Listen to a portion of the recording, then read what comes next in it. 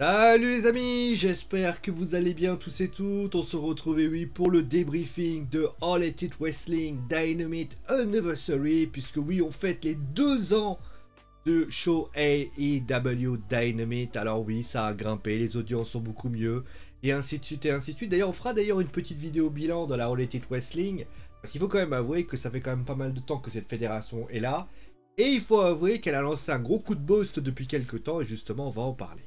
Mais bien sûr, durant ce show, on va parler bien sûr des principaux matchs. Alors bien sûr, alors, je précise quand même parce que, bien sûr, vous ne le savez peut-être pas encore, que les diaporamas que vous allez voir ne sont pas l'intégralité des matchs. Donc principalement les photos que j'ai pu trouver sur Internet. Parce que, pour vous expliquer, la All Elite Wrestling n'a pas de site Internet à proprement parler pour simplement récupérer des photos pour pouvoir mettre en scène et vous proposer concrètement ce qui se passe, contrairement à la WWE, d'où le fait, et bien tout simplement, que vous aurez principalement les endroits pour ainsi dire. Alors, on parlera bien sûr de la victoire de The Elite contre contre Jungle Boy, les Funkasaurus, les Jurassic Express, pardon, Christian Cage et Bryan Danielson. On reviendra également sur le TNT Championship entre Bobby Fish, qui fait donc son arrivée à la All Elite Wrestling, contre Sammy Guevara, Darby Allin qui faisait face à Nick Komoroto, et d'ailleurs on parlera également de ce qui s'est passé en coulisses notamment. On reviendra également sur Hikakushida contre Serena Deeb, ça aussi c'était un moment assez particulier. On reviendra d'ailleurs sur la CBS Championship, justement comment la manière dont ça a été amené, qu'est-ce que j'en pense. Et enfin on terminera aussi avec forcément CM Punk aussi qui s'est exprimé par rapport à ce qui allait se passer à AEW Rampage. Et enfin on parlera au Casino Leather Match où il y a eu la victoire d'Adam Page. On reviendra là-dessus, le type de match pour ainsi dire. Allez, on commence maintenant tout de suite avec la victoire de The Elite. Et oui, The Elite qui a gagné contre les Jurassic Express, Christian Cage et Bryan Danielson. Alors, c'était un bon match. Franchement, c'était un bon match qui a été proposé. Franchement, alors, début de match un petit peu, voilà, très old school. Où clairement, tu as vu notamment, je crois que c'est Jungle Boy qui a littéralement passé son temps à embrasser le sol. Et puis d'un seul coup, on a eu le sentiment de voir un renouveau qui a été fait du côté bien de la AEW, où tu as notamment des prises aériennes, des coups dans tous les sens. Donc ça a été beaucoup plus intéressant ce qui a été proposé par la All Elite Wrestling, qui a proposé notamment un catch plus édulcoré, plus sympathique et beaucoup plus agréable à observer. En tout cas, moi j'ai beaucoup apprécié ce match. On va dire la deuxième partie, la première partie était un petit peu plus anecdotique pour rester poli. Donc voilà, clairement, pour ainsi dire, j'ai trouvé ça intéressant pour ainsi dire. Bon, on va commencer tout de suite, on va continuer avec bien sûr le première photo de la soirée, c'était CM Punk qui est venu, voilà, pour parler un petit peu. Alors c'est vrai que il parle à Dynamite et il catch à Rampage en ce moment, donc voilà. J'ai trouvé que le match qu'il est à Philadelphie, hein, clairement la terre notamment de la ECW. Il a parlé notamment de Daniel Garcia qu'il affrontera à AEW Rampage. Il a donné des chaussures à un enfant en ringside. J'ai trouvé que le speech de CM Punk était... Alors, j'ai un petit bémol quand même par rapport à ce qui se passe. Je trouve que ses speeches, je dis pas qu'ils sont mauvais.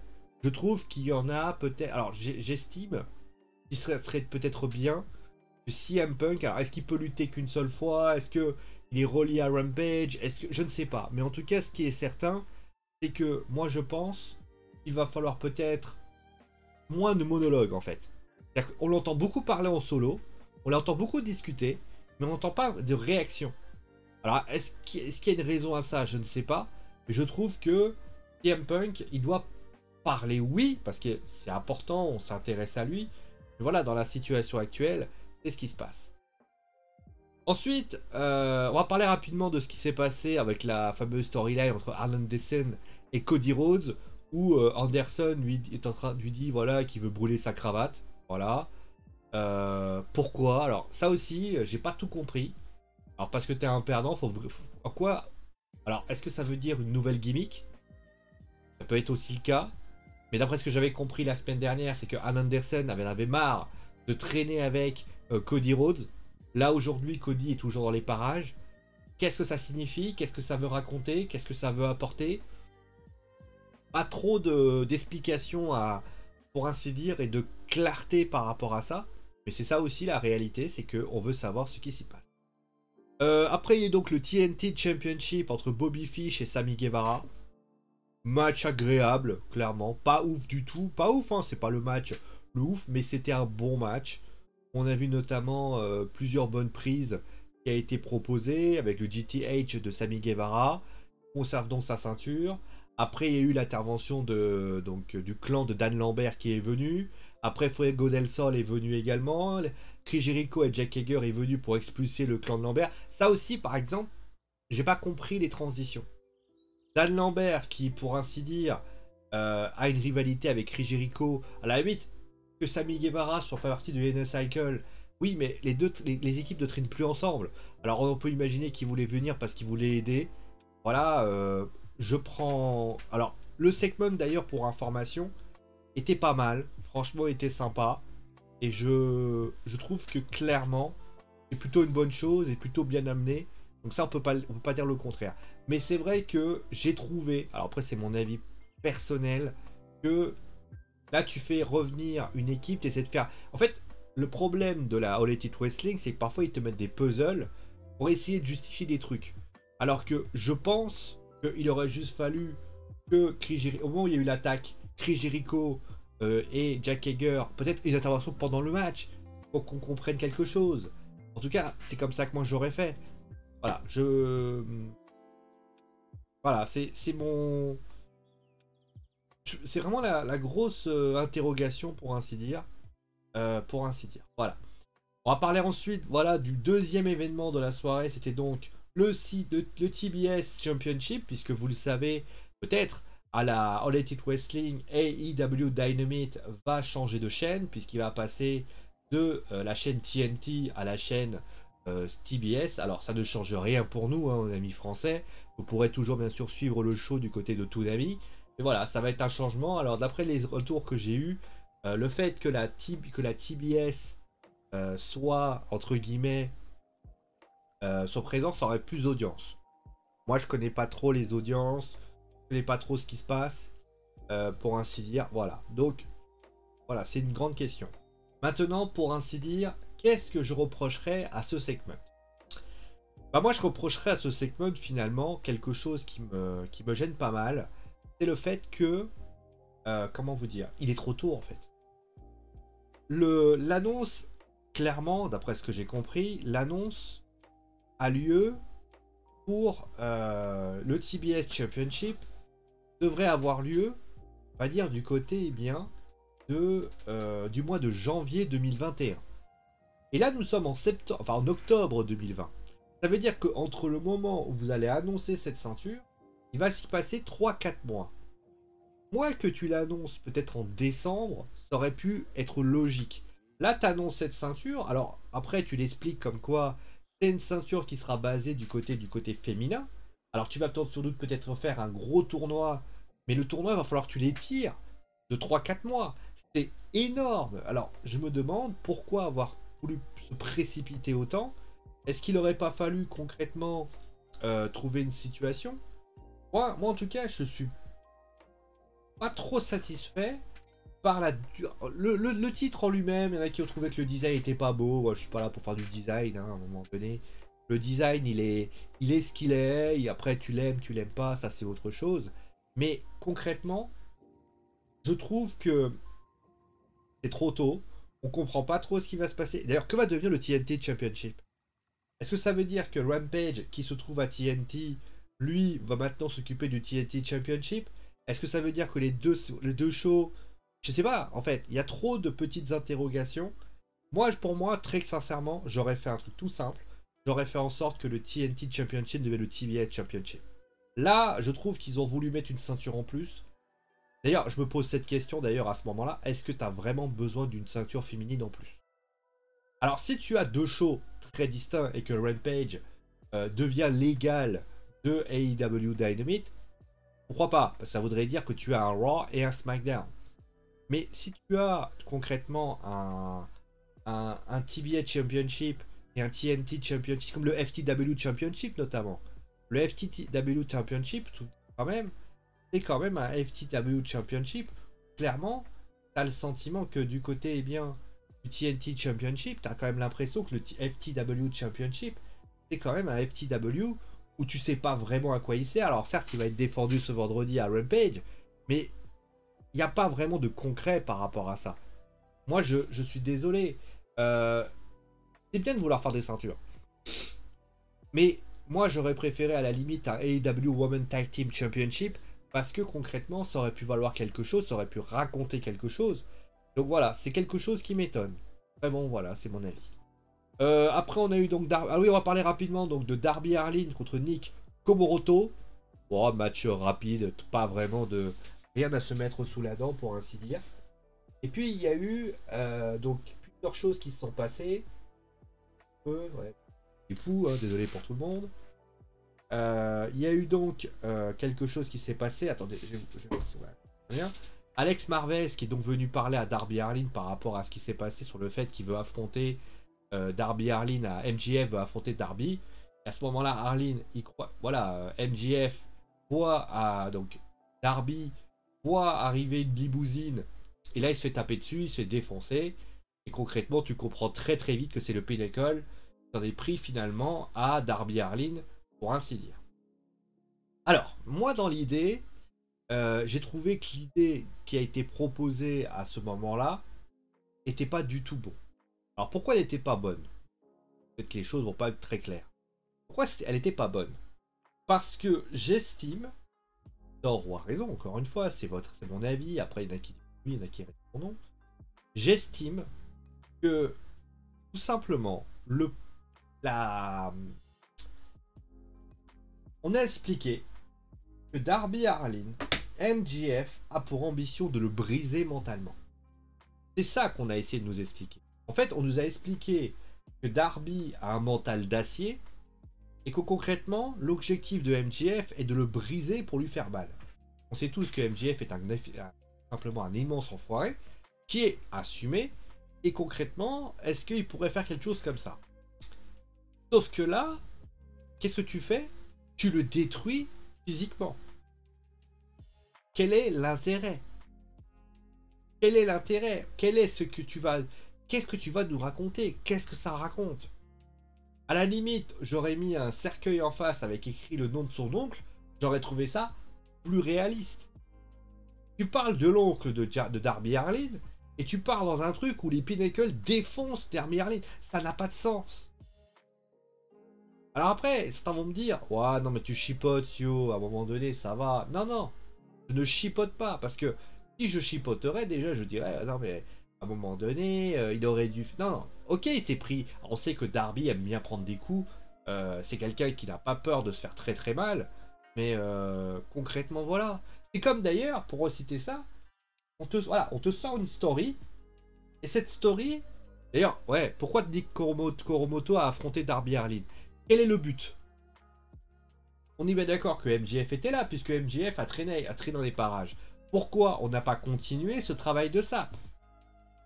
On propose des idées qui sont au demeurant, qui racontent quelque chose. Et d'ailleurs, on fait un match, alors notre exemple, on fait un match entre Ika Kushida et Serena Deeb. Le match est très bon d'ailleurs au demeurant, très bon. Si Ika Kushida gagne, elle sera la première avec 50 victoires. La première quoi? La première lutteuse à la AEW a remporté 50 victoires. Ok, d'accord, d'accord. Mais moi je me pose une question. Pourquoi tu mets 50?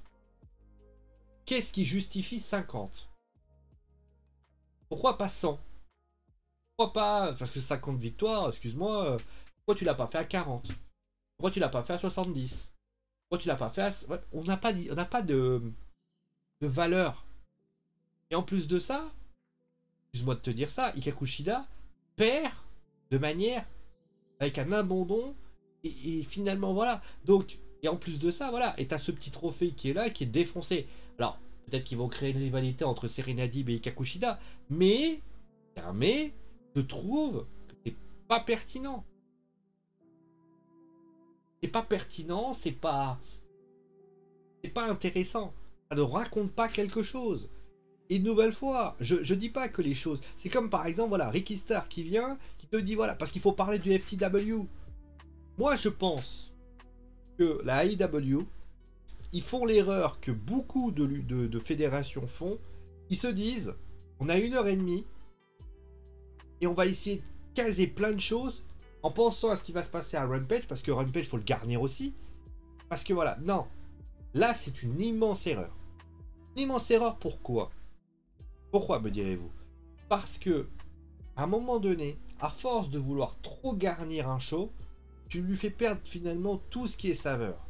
Je veux dire, il y a eu beaucoup de matchs, et à juste titre. Il y a eu des Darby Allin. Enfin voilà. À un moment donné, moi je serais partant. Alors après, vous faites ce que vous dites ce que vous voulez.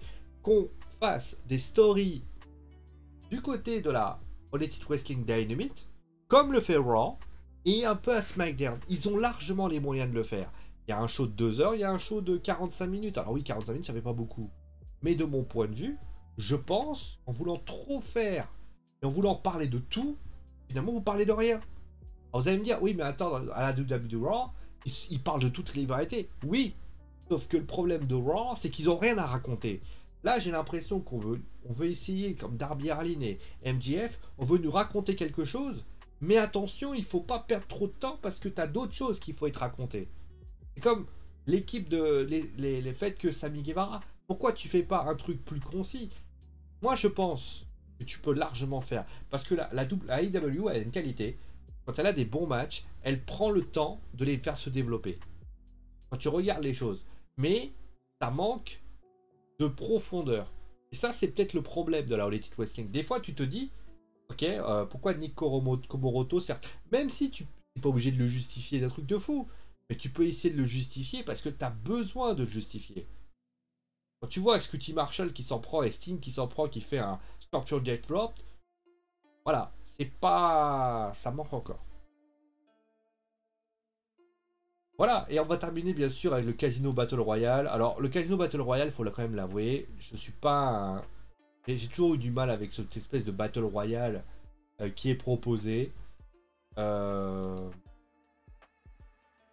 victoire d'Adam Page, alors, comment vous dire? J'ai vraiment un problème avec cette victoire. Alors, au demeurant, certains vont me dire, ouais mais cette victoire, elle est méritée, etc., au vu de ce qui se passe, pour ainsi dire. Le problème de cette victoire, c'est que concrètement, cette victoire d'Adam Page, peut-être qu'elle fait référence notamment au premier show où Adam Page avait remporté le Casino Battle Royale. Alors je crois que c'était pas un ladder match, mais c'était tout comme.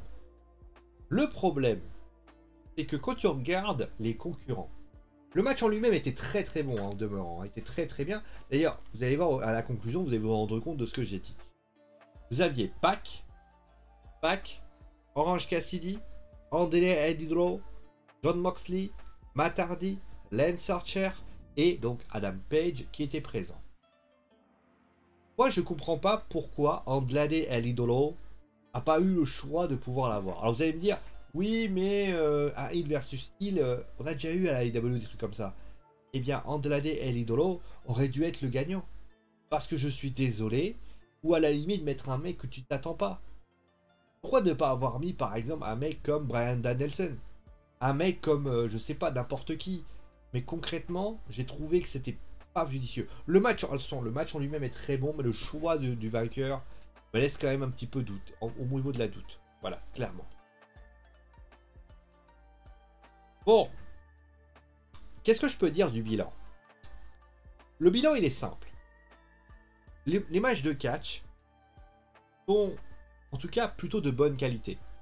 Le main event est plutôt de bonne qualité. Le match féminin est plutôt de très bonne qualité. Le main event est de très bonne qualité. Le opener, la deuxième moitié, est plutôt de très bonne qualité. Les autres matchs, tu prends le TNT Championship, il n'est pas ouf, mais en tout cas, il est correct, il se suit. Darby Allin contre Nick Komoroto, bon, justement, Ikakushida, c'était bien. Et voilà. Sauf que, sauf, les storylines tiennent pas. Le storytelling, c'est important dans le catch. C'est ce qui fait que concrètement, la ligne directrice ne fait pas que tu vas te perdre. Et où finalement, essaie de... Exemple, Darby Allin est le parfait exemple. Tu as une rivalité que tu veux créer entre MJF et Darby. Mais pourquoi tu n'en parles pas cette semaine? Décide de faire un lien rapide parce que faut que tu te dises, ah oui, mais il faut quand même qu'ils s'affrontent. Moi, j'aurais fait affronter un mec des Pinnacle contre Darby Allin. Sting aurait été... Alors tu vas me dire, oui, mais Sting aurait été dans les parages. Et si Sting... Ouais, bah, voilà. Si Sting avait été son mentor... Sting est considéré a priori comme son mentor. Si Sting se fait défoncer la tronche, et ben Darby s'offrira. Il n'y a pas de... Voilà, c'est... Le storytelling, c'est important. C'est comme où ça fait des semaines qu'on on me considère que Adam Cole, The Elite, contre Jungle Boy, etc. Oui, très bien. Le problème, encore une fois, c'est que ça tourne en rond. On ne sait pas où ils veulent nous amener. C'est que du... Enfin, les matchs de catch, c'est bien, c'est ce que j'ai souvent expliqué, mais les segments permettent d'avancer. CM Punk, qu'est-ce qu'il fait le mercredi, il build de son match pour vendredi. Non, à un moment donné, c'est pas le but, c'est pas que tu fasses un build en fonction de ce qui se passe. Clairement. Kakushida contre Serena Deeb. On te met en place l'histoire des 50 victoires. Mais au final, tu sais pas trop pourquoi 50. Voilà. Il y a plein de petites choses comme ça. Et au final, ça donne une impression de show qui a des qualités concrètes, réelles, constatées, et qui donnent envie de le suivre. Mais au final, je te dis aussi, ben, ouais, mais et après, donc, je pense que la AEW doit à tout prix arrêter de travailler sur le catch. Le catch, c'est les meilleurs. Les tag teams, c'est les bons. Ils sont bons. Les matchs sont bons. C'est un vrai show de catch que tu regardes. Et ça, on peut pas leur enlever. Mais, parce qu'il y a un mais, je dois malheureusement le constater, la AEW doit travailler ses storylines. Et ils en sont capables, puisqu'on a bien vu que quand ils mettent les doigts, finalement ça fait de l'électricité. Donc, pour ainsi dire, voilà ce qu'il faut. Mais, est-ce que c'est faisable? Je pense que oui. Pour l'instant, ils sont encore dans une histoire. Après, il faut aussi mettre les choses en plat, dans le sens où ils sont beaucoup dans une optique de story à la Ring of the North. Donc, un peu lutte, c'est pas péjoratif ce que je vais dire, mais semi-pro si vous voulez. Alors ça veut pas dire que la AEW n'est pas pro. C'est que, quand vous regardez la Ring of the North, même Impact Wrestling, il y a beaucoup de... L'idée c'est le catch, c'est le match de catch. Bah concrètement, là il faut qu'ils passent à la story. La WWE, ils ont aucune story à raconter. Eux, on sent qu'ils veulent raconter des choses, mais que ça manque de profondeur. Et c'est dommage. Voilà. Bien sûr, je t'invite à me dire ce que tu as pensé de tout ce que je t'ai raconté. Est-ce que pour toi c'est une vaste connerie, etc. En tout cas, merci à vous tous d'avoir suivi l'émission. Portez-vous bien. Juste pour une petite information, c'est pas dit que je vous fais NXT UK aujourd'hui pour la simple et bonne raison qu'il y a France-Belgique qui va démarrer. Alors peut-être que je vous ferai France-Belgique aujourd'hui et je vous ferai NXT UK ou s'il n'y a pas d'NXT UK, je le préviendrai sur Facebook.